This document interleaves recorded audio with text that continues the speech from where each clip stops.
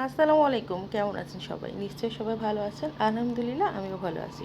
সেই সাথে সবার সুস্বাস্থ্য কামনা করে আজকে নিয়ে এসলাম নতুন একটি রেসিপি। আজকের রেসিপি হচ্ছে লাউ পাতা ইলিশ পাতুরি। ইলিশ পাতুরিটি ট্র্যাডিশনাল ডিশ, কিন্তু এইটা মেনলি করা হয় কলার পাতায়। কিন্তু কলার পাতা আমাদের শহরে যান্ত্রিক জীবনে আমরা সবখানে খুঁজে পাই না। তাই বলে কি ইলিশ পাতুরি খাবো না? তা হবে না। ইলিশের সিজন, ইলিশ তো খেতেই হবে, বিভিন্নভাবে খেতে হবে। তাই আজকে ইলিশ পাতুরি আমি নিয়ে আসছি লাউয়ের পাতায়। লাউয়ের পাতায় করেছি বলে যে স্বাদ কমে যায় তা কিন্তু নেই। তবে আসুন দেখে নিই কী কী মশলা দিচ্ছি। তা যখন যখন দেবো ঠিক তখনই বলে দিচ্ছি, আলাদাভাবে বলার প্রয়োজন নেই। আমি এখানে 6 পিস মাছ নিয়েছি এবং সেই সাথে সামান্য একটু লবণ, একটু মরিচের গুঁড়া, একটু হলুদের গুঁড়া দিয়ে খুব ভালোভাবে মাখিয়ে নেব। এবং এই মাখিয়ে নিয়ে এটা আমি 10 মিনিট ওয়েট করবো। এবার রাখলে আসলে কি হয় যে মাছের ভিতরে লবণটা ঢুকে। এটা প্রথম পর্যায়ে ম্যারিনেট করা। ওইদিকে আমার মাছগুলো থাকুক, কিছুক্ষণ থাকুক, অর্থাৎ 10 মিনিট থাকুক। 10 মিনিট রাখলে যেন এর বেশি রাখা লাগে না। আর এদিকে আমি আমার লাউ পাতাগুলো সুন্দরভাবে পরিষ্কার করে নিয়েছি, অর্থাৎ পরিষ্কার করে ধুয়ে নিয়েছি, বেছে নিয়েছি, কোনো নোংরা যেন না থাকে। ওপরে যে পাতলা একটা আঁশ মতো থাকে সেটা তুলে নিয়েছি। এটা আস্তে করে টান দিলে উঠে যায় এবং আমি দেখে দিচ্ছি কীভাবে লাউ পাতাগুলো নরম করবো। আসলে 2 হাতের ভিতরে এভাবে নিয়ে একটু ডলাডলি করলে পরে নরম হয়ে যায়। এবার নরম না করলে এর ভিতরে যখন আমি মাছ দিব তখন ফেটে ফেটে যেতে পারে।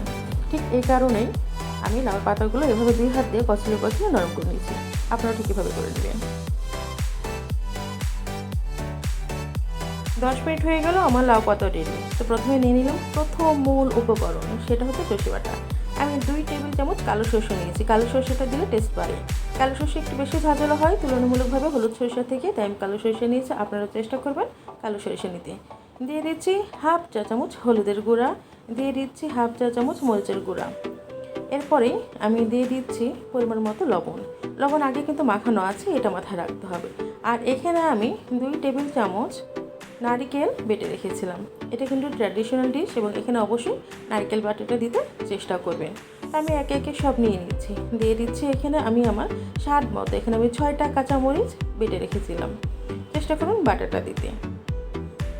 আর এরপর আমি 3 টেবিল চামচ সরিষার তেল দিয়ে দিয়েছি। এই রান্নাতে অবশ্যই সরিষার তেল ব্যবহার করবেন। সরিষার তেলে অনেকটাই টেস্ট বাড়িয়ে দিতে আপনাকে সহযোগিতা করবে। এখানে আমি আমার মরিচটা আমার পরিমাণ মতো নিয়েছি। আপনারা যদি মনে করেন যে আমি আরও বেশি ঝাল খাবো তাহলে আপনারা আরও বেশি ঝাল দিতে পারেন, কোনো অসুবিধা নাই সেক্ষেত্রে।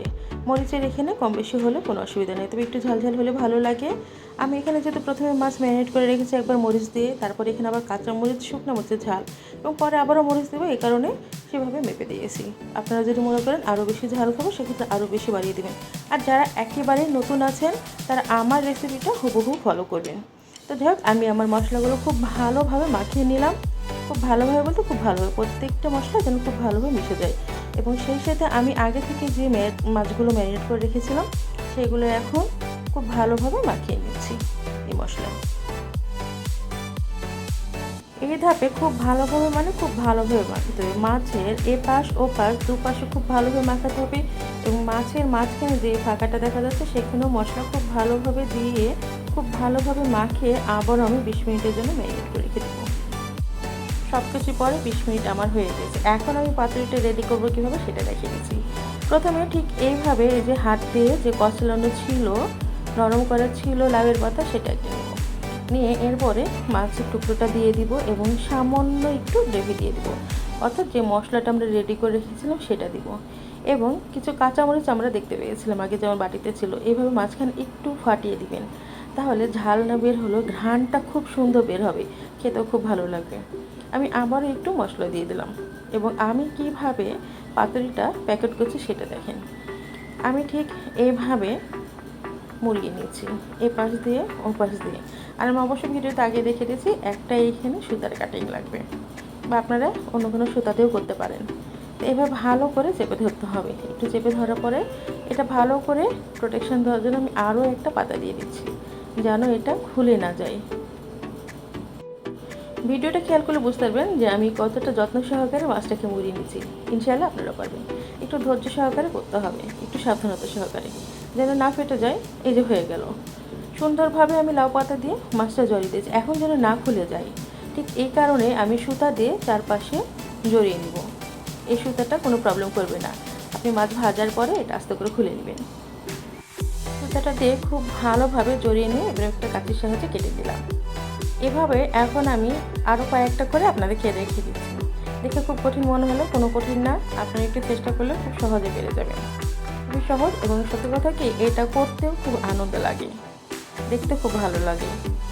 সেই অবস্থাতে যেমন ভালো লাগে রান্নার পরেও ঠিক ভালো লাগে, আর খেতে অসম্ভব মজাদার। আসলে যারা না খেয়েছে তারা কখনো বুঝবে না, আসলে বলে সম্ভব না বোঝানো। তো এইভাবে আমার একে একে সবকটা ইলিশ মাছ বেঁধে ফেলা হলো। এবার হচ্ছে ভাজার পালা। আমি প্রথমে একটা ফ্রাই প্যান নিয়ে নিয়েছি এবং এখানে বেশি না, সামান্য 1.5 টেবিল চামচ তেল দিয়ে দিচ্ছি, সরিষার তেল। আপনারা এখানে সরিষার তেল ব্যবহার করবেন, সয়াবিন তেলের কোনো প্রয়োজন নেই। সরিষার তেল ব্যবহার করলে ফ্লেভারটা খুব ভালো আসে। তেলটা ঠিক গরম হয়ে গেলে আমি একে একে সবগুলো পাতুরি বসিয়ে দিচ্ছি। পাতুরিগুলো বসিয়ে দিয়েছি এবং সেই সাথে কিন্তু ঢেকেও দিয়েছি। এবং সেই সাথে এখানে চুলার আঁচ খুব বেশি জোরে হবে না, মাঝারি থেকে একটু কমে দিয়ে রাখবেন যেন আস্তে আস্তে এটা সিদ্ধ হয়। তো আমার এভাবে কিন্তু প্রায় 10 মিনিট পরে এক পাশ সিদ্ধ হয়ে গেছে, আপনারা দেখতে পাচ্ছেন, এবং আমি আরেক পাশ উল্টিয়ে দিচ্ছি। এইভাবে আমি অপর দিকে আরও 10 মিনিট ভেজে নেব। এইভাবে দুই পাশ যখন হয়ে যাবে ঠিক তখনই আমি নামিয়ে নিচ্ছি একে একে। আপনার বাসাতে অবশ্যই ট্রাই করে দেখবেন, এবং গরম ভাতের সাথে ইলিশ পাতুরি অসম্ভব মজা লাগে। আসলে যারা না খেয়েছে তারা এটা বুঝবে না যেটা কী পরিমাণ ভালো লাগে। তো আমার কিন্তু ইলিশ পাতুরি একেবারে রেডি হয়ে গিয়েছে, এখন শুধুমাত্র নামিয়ে পরিবেশনের পালা। গরম গরম ভাতের সাথে হলে খুব বেশি ভালো লাগে, চেষ্টা করবেন গরম গরম খাওয়ার জন্য। আর হ্যাঁ, আপনাদের যদি আমার রেসিপিটি ভালো লাগে অবশ্যই আমার পেজে ফলো দিয়ে রাখবেন এবং আমার চ্যানেলটা সাবস্ক্রাইব করতে ভুলবেন না। ধন্যবাদ। আসসালামু আলাইকুম। আল্লাহ হাফিজ।